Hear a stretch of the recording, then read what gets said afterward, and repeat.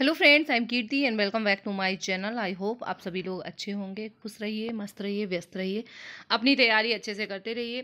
KBC season 13 की तैयारी का जीके टेस्ट के प्रैक्टिस सेट चल रहे हैं ये, और 19 प्रैक्टिस सेट हो चुके हैं। ये सेट नंबर 20 है। इसके पहले यदि आपने 19 नहीं देखे हैं तो देख लीजिए, सारा ही रिवीजन आपका हो जाएगा और आप लोग प्ले अलोंग, और जो लोग खेल रहे हैं और अदर कॉम्पिटिटिव एग्जाम्स में भी ये काफ़ी इंपॉर्टेंट रहेंगे, जो भी आप कॉम्पिटिटिव एग्जाम की तैयारी करते हैं।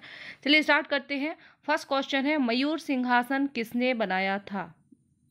किसने बनवाया था? तो मयूर सिंहासन जो है वो बनवाया था किसने? शाहजहां ने, है ना। और मयूर सिंहासन से केबीसी में 2 से 3 क्वेश्चंस पूछे गए हैं, तो मयूर सिंहासन से रिलेटेड सारे ही इंपॉर्टेंट क्वेश्चंस इस वीडियो में कवर किए जाएंगे। ठीक है, शाहजहां और मयूर सिंहासन से रिलेटेड। मयूर सिंहासन को बनाने वाले कलाकार का नाम क्या था? तो बनवाया था शाहजहां ने और बनाया था बादल खां ने। ठीक है, तो याद रहेंगे। शाहजहां के बचपन का नाम क्या था? शाहजहां के बचपन का नाम था खुर्रम। ठीक है, नेक्स्ट है, शाहजहां की बेगम का नाम क्या था? शाहजहां की बेगम का नाम था मुमताज। चैनल पे नए तो सब्सक्राइब कर लीजिए और पुराने हैं तो बेल आइकन प्रेस कर दीजिए, ताकि जैसे ही वीडियो डाले आपको नोटिफिकेशन मिल सके। शाहजहां की बेगम का नाम था मुमताज, सभी को पता होगा। शाहजहां की माता का नाम क्या था? माता का नाम था ताज बीबी बिल्किस मकानी। ठीक है, ताज बीबी बिल्किस मकानी, है ना। नेक्स्ट, ताजमहल, मुमताज महल के नाम से मशहूर होने से पहले शाहजहां की बेगम को किस नाम से जाना जाता था? तो शाहजहां की जो बेगम मुमताज महल है वो पहले अर्जुमंद बानो के नाम से जानी जाती थी।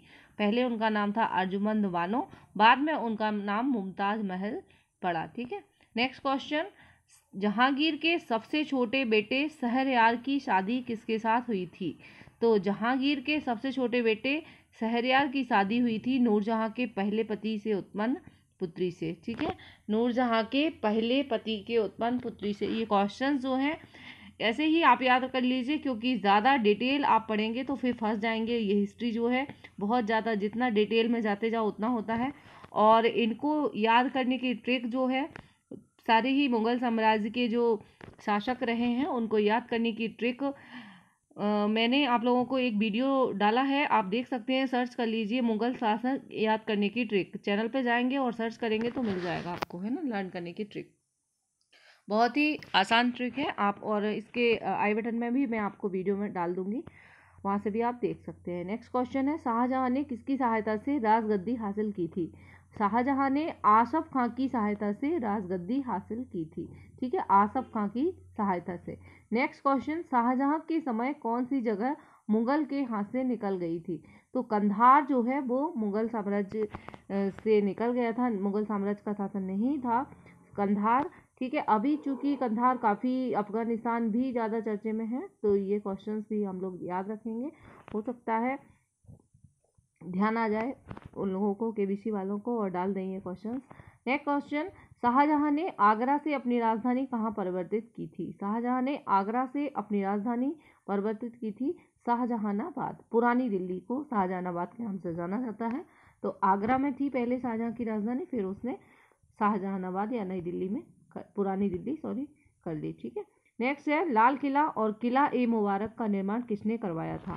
लाल किला और किला ए मुबारक का निर्माण शाहजहां ने करवाया था। ठीक है, लाल किला से ही प्रधानमंत्री भाषण देते हैं स्वतंत्रता दिवस पर, ये प्रथा चली आ रही है। नेक्स्ट क्वेश्चन, इसलिए लाल किला का निर्माण किसने करवाया था? शाहजहां ने, और किला ए मुबारक दोनों ही।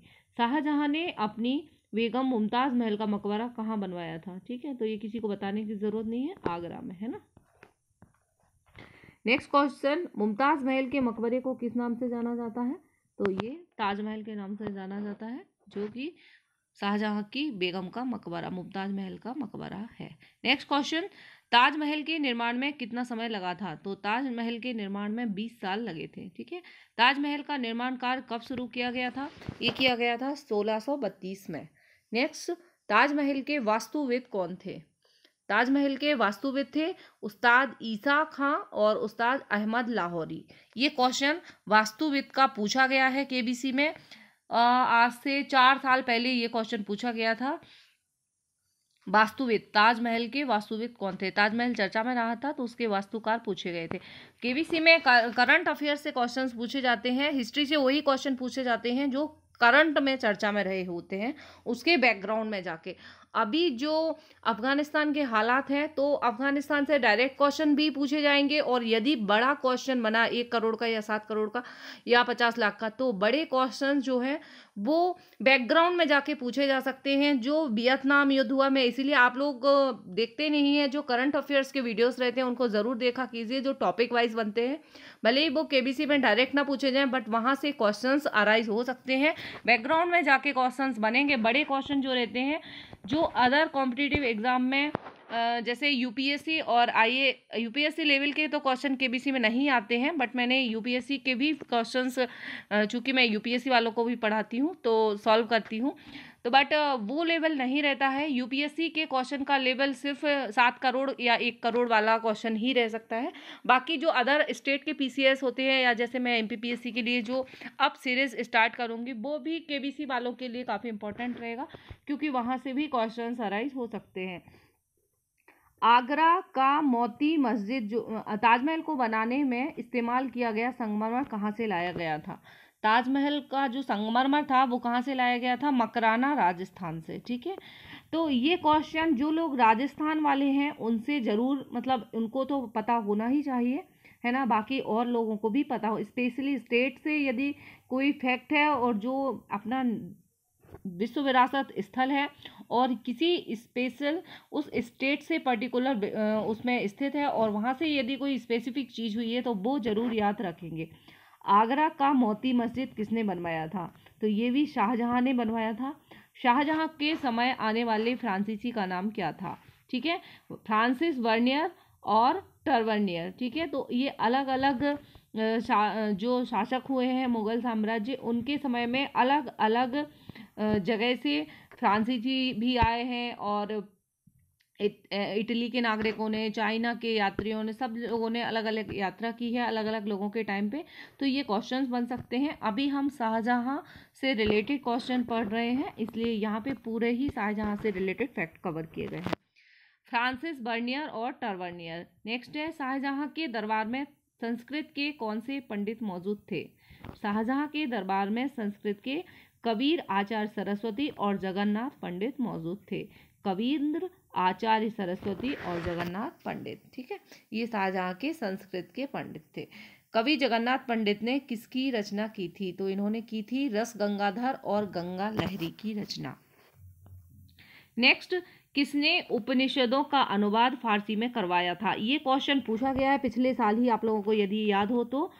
उपनिषदों का फारसी भाषा में अनुवाद किसने करवाया था? तो ये करवाया था दारा शिकोह ने, है ना। नेक्स्ट है, उपनिषदों का फारसी अनुवाद किस नाम से करवाया गया था? तो सर-ए-अकबर के नाम से करवाया गया था फारसी में अनुवाद, जिसे दारा शिकोह ने करवाया था। केबीसी में उपनिषद, रामायण, महाभारत से क्वेश्चंस पूछे जाते हैं। अब हम 2-4 वीडियो जो हैं महाभारत और रामायण से रिलेटेड क्वेश्चंस, इंपॉर्टेंट क्वेश्चन जो हैं उनके लाएंगे। और एमपीपीएससी, यदि आप लोग जो केबीसी वाले हैं इनमें से कोई एमपीपीएससी की भी तैयारी कर रहा है, जो क्योंकि काफ़ी स्टूडेंट्स हैं जो एमपीपीएससी के भी मुझसे चैनल से जुड़े हुए हैं, तो एमपीपीएससी की जो है अब टेस्ट सीरीज स्टार्ट हो रही है। इम्पॉर्टेंट क्लासेस टॉपिक वाइज, जिस तरह से केबीसी के क्वेश्चन सेट रहे हैं, इसी तरह से एमपीपीएससी के लिए भी स्टार्ट हो रही है। तो जब तक एग्ज़ाम नहीं हो जाएगी उसकी एमपीपीएससी की रहेगी, तो आप लोग वो क्वेश्चंस भी देख सकते हैं यदि आपको लगता है। मैं बता दिया करूँगी जो एमपीपीएससी का होगी कि ये केबीसी के लिए भी इम्पोर्टेंट है। ओके, मिलते हैं नेक्स्ट वीडियो में। Take care.